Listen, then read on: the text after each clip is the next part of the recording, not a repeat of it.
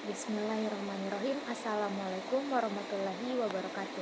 Perkenalkan, nama saya Anugerah Nurhayanti dengan NIM 905001230007 dengan eh, Fakultas Ekonomi dan Bisnis Islam, Prodi Perbankan Syariah B.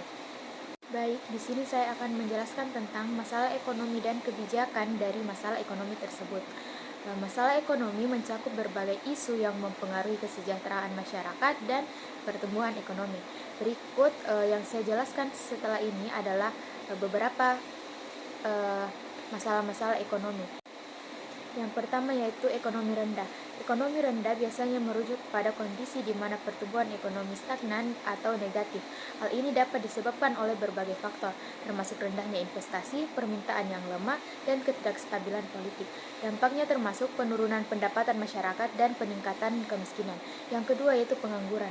Pengangguran terjadi ketika individu yang mampu dan ingin bekerja tidak dapat menemukan pekerjaan.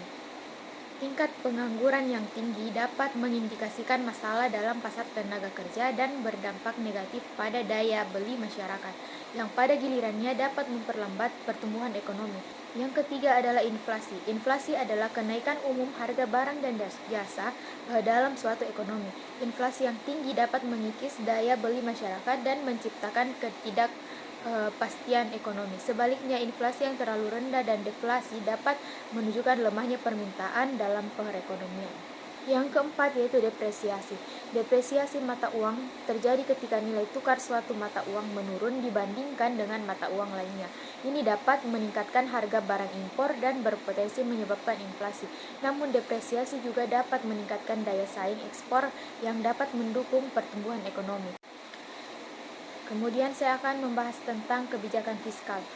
Kebijakan fiskal merupakan kebijakan pemerintah dalam mengelola anggaran termasuk pengeluaran dan pajak.